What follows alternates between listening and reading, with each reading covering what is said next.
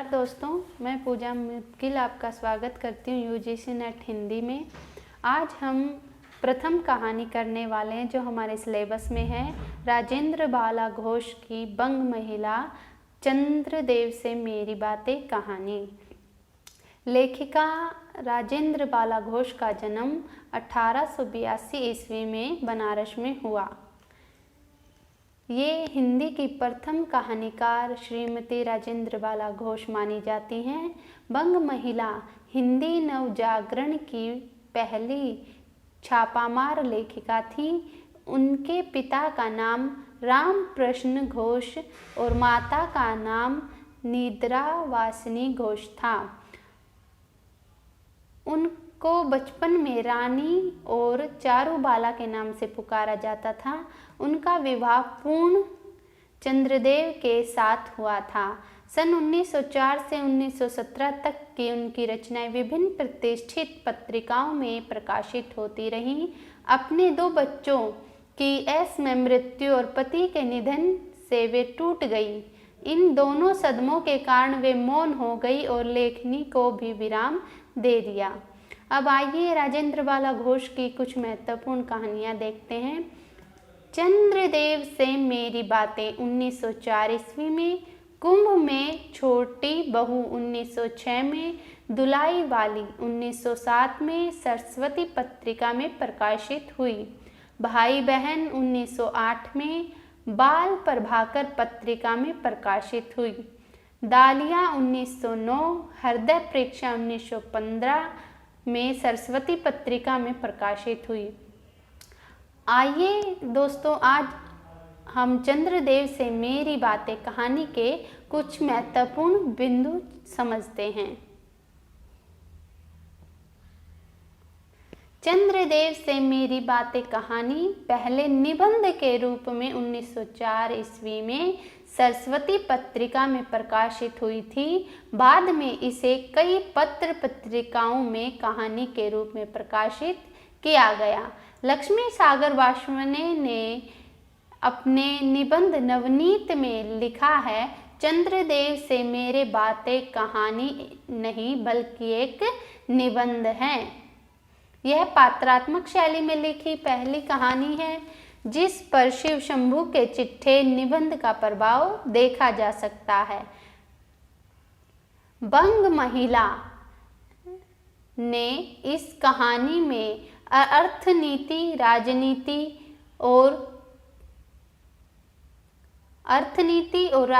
को केंद्र में रखकर तत्कालीन वायसराय लॉर्ड कर्जन और उसकी व्यवस्था पर व्यंग्य किया है।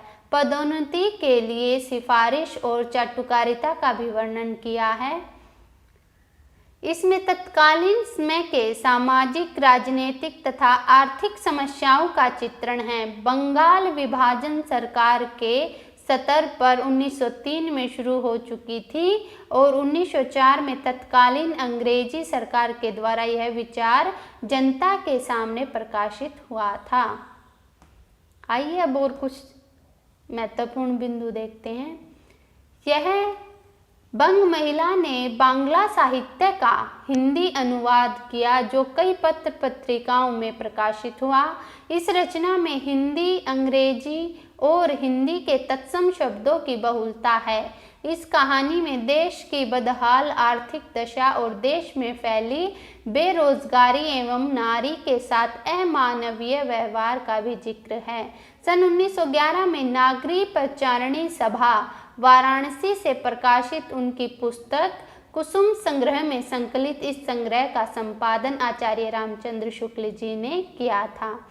इस कहानी में लेखिका संवादात्मक शैली में चंद्रदेव से बातें करती हुई दर्शाई गई हैं। अब आगे देखिए कुछ महत्वपूर्ण बिंदु। कहानी में 2 ही पात्र हैं, भगवान चंद्रदेव और दूसरा स्वयं लेखिका अर्थात बंग महिला। कहानी का सारांश इस प्रकार है। भगवान चंद्रदेव, आपके कमलवत कोमल चरणों में इस दासी का अनेक बार प्रणाम। आज मैं आपसे 2-4 बातें करने की इच्छा रखती हूँ। देखो, सुनी अनसुनी सी मत कर जाना, अपने बड़प्पन की ओर ध्यान देना। अच्छा कहती हूँ सुनो, मैं सुनती हूँ कि आप इस आकाश मंडल में चिरकाल से वास करते हैं। क्या यह बात सत्य है? यदि सत्य है तो मैं अनुमान करती हूँ कि इस सृष्टि के साथ ही साथ अवश्य आपकी भी सृष्टि हुई होगी। तब तो आप ढेर दिन के पुराने बूढ़े कहे जा सकते हैं। यह क्यों? प्रश्न चिन्ह। क्या आपके डिपार्टमेंट महकमे में ट्रांसफ़र बदली होने का नियम नहीं है? क्या आपकी गवर्नमेंट पेंशन भी नहीं देती? बड़े खेद की बात है। यदि आप हमारी न्यायशील गवर्नमेंट के किसी विभाग में सर्विस करते होते तो अब तक आपकी बहुत कुछ पदोन्नति हो गई होती और ऐसी पोस्ट पर रहकर भारत के कितने ही सुरमय नगर, पर्वत, जंगल और झाड़ियों में भ्रमण करते।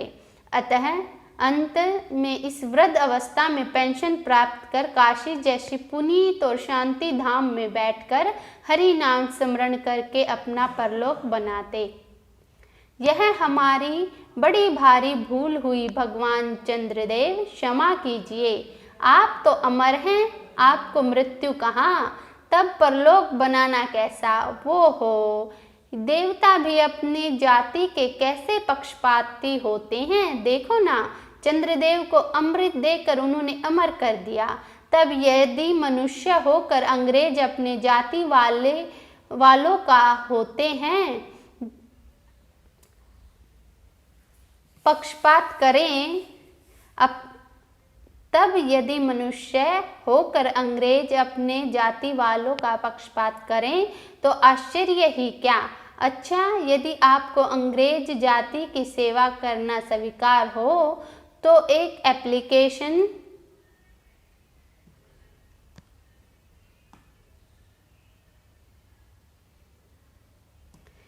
एप्लीकेशन हमारे आधुनिक भारत प्रभु लॉर्ड कर्जन के पास भेज देवें। आशा है कि आदर पूर्वक आपको अवश्य आह्वान करेंगे, क्योंकि आप अधम भारतवासियों के भांति कृष्णांग तो हैं ही नहीं, जो आपको अच्छी नौकरी देने से उनकी गौरांग जाति कुपित हो उठेगी।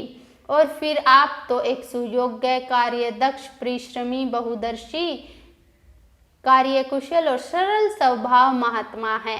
मैं विश्वास करती हूँ कि जब लॉर्ड कर्जन हमारे भारत के स्थायी भाग्य विधाता बनकर आवेंगे, तब आपको किसी कमीशन का मेंबर नहीं तो किसी मिशन में भर्ती करके वे अवश्य ही भेज देंगे, क्योंकि उनको कमीशन और मिशन दोनों ही अत्यंत प्रिय हैं।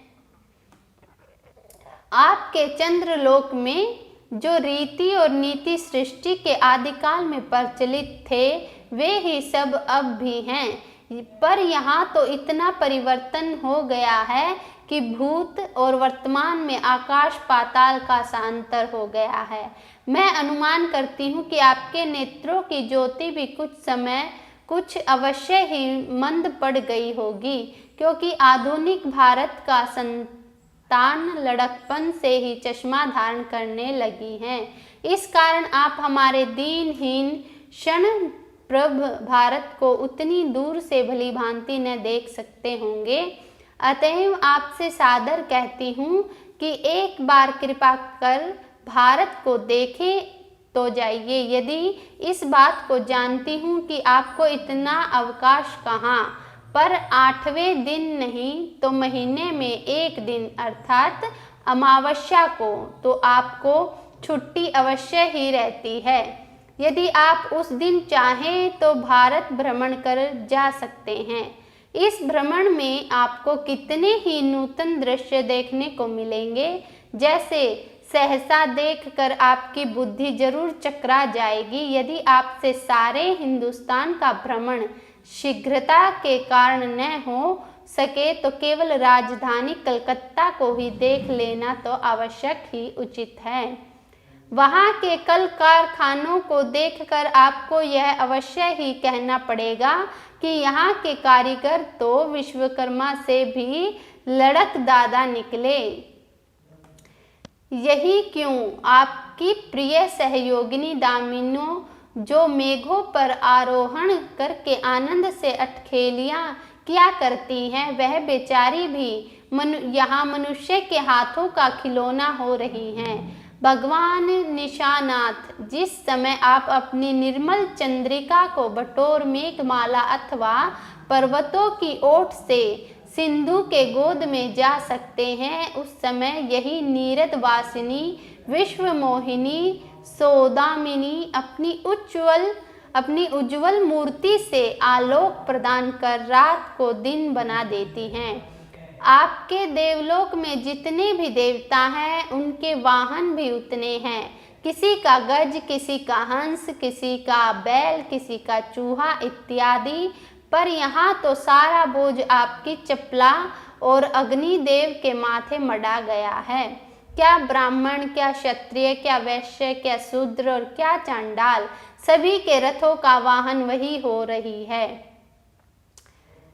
हमारे श्वेतांग महाप्रभु गण को जहाँ पर कुछ कठिनाई का सामना आ पड़ा, झट उन्होंने बिजली को लापटका। बस कठिन से कठिन कार्य सहज में संपादन कर लेते हैं और हमारे यहाँ के उच्च शिक्षा प्राप्त युवक काठ के पुतलों की भांति मुंह ताकते रह जाते हैं। जिस व्योम व्यासिनी विद्युत देवी को स्पर्श तक करने का किसी व्यक्ति का साहस नहीं हो सकता, वही आज पराये घर में आश्रित नारियों की भांति ऐसे दबाव में पड़ी है कि वह चूं तक नहीं कर सकती। क्या करे बेचारी के भाग्य में विधाता ने दासी व्रति ही लिखा था। हरि पदोद्भाव त्रैलोक्य पावनी सुरसरी के भी खोटे दिन आए हैं। वह भी अब स्थान स्थान में बंधनग्रस्त हो रही है। उसके वक्ष स्थल पर जहाँ तहाँ मोटे वृहदाकार खंभ गाड़ दिए गए हैं। कलकत्ता आदि को देखकर आपके देवराज सुरेंद्र भी कहेंगे कि हमारी अमरावती तो इसके आगे नीरी फीकी सी जान पड़ती है। वहाँ ईडन गार्डन तो पारिजात परिशोभित नंदन कानन को भी मात दे रहा है।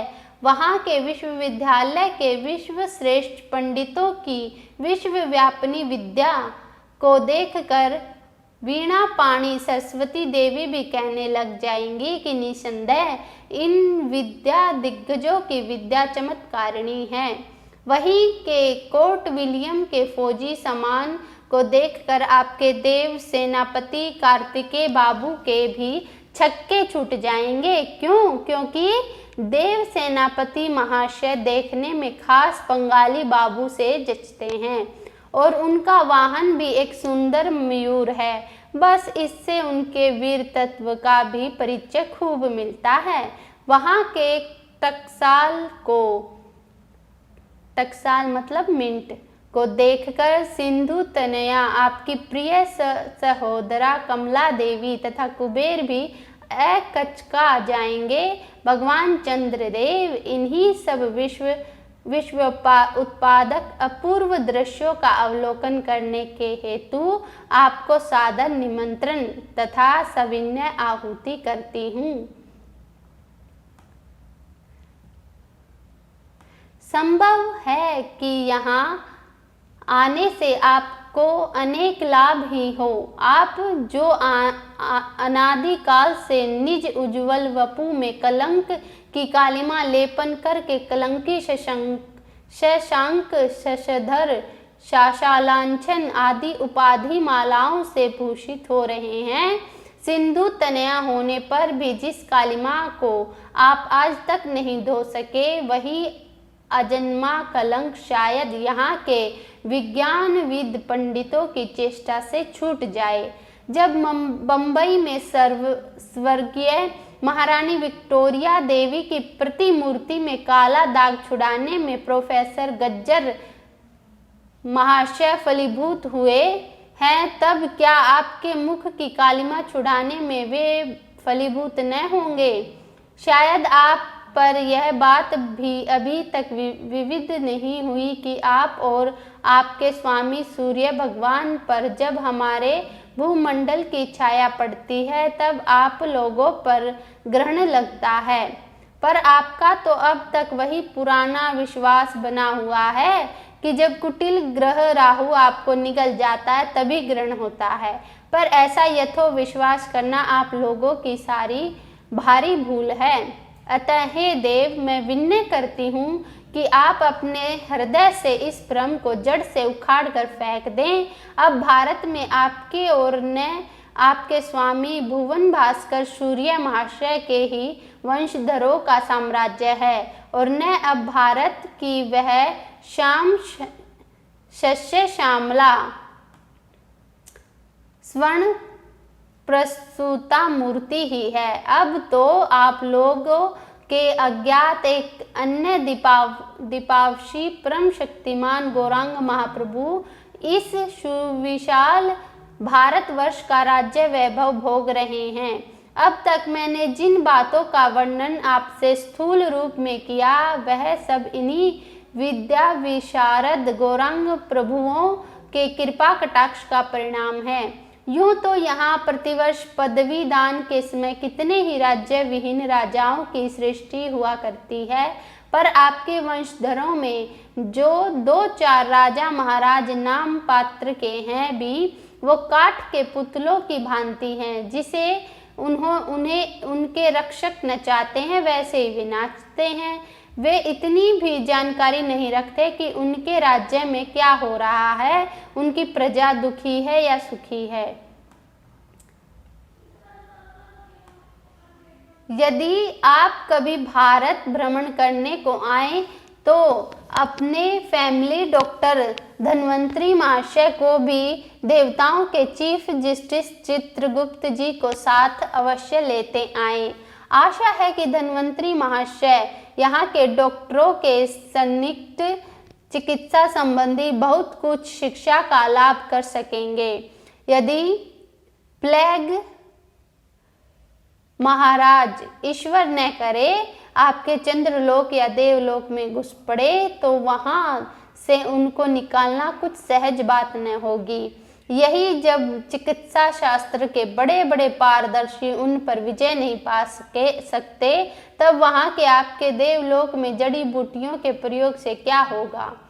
यहाँ के इंडियन पिनल कोड की धाराओं को देखकर चित्रगुप्त जी महाराज अपने यहाँ की दंड विधि कानून को बहुत कुछ सुधार सकते हैं।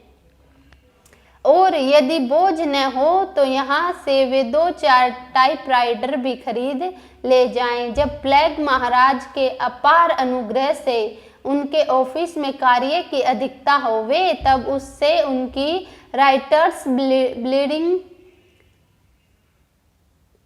राइटर्स के काम में बहुत ही सुविधा और सहायता पहुंचेगी। वे लोग 2 दिन का काम 2 घंटे में कर डालेंगे।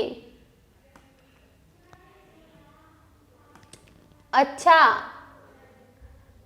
अब मैं आपसे विदा लेती हूँ।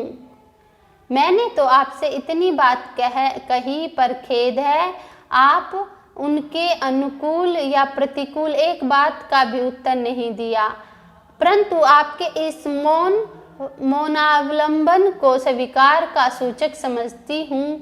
अच्छा, तो मेरी प्रार्थना को कबूल करके एक दफ़ा यहाँ आइएगा ज़रूर। बंग महिला राजेंद्र बाला घोष सरस्वती पत्रिका में यह प्रकाशित हुई 1904 ईस्वी में।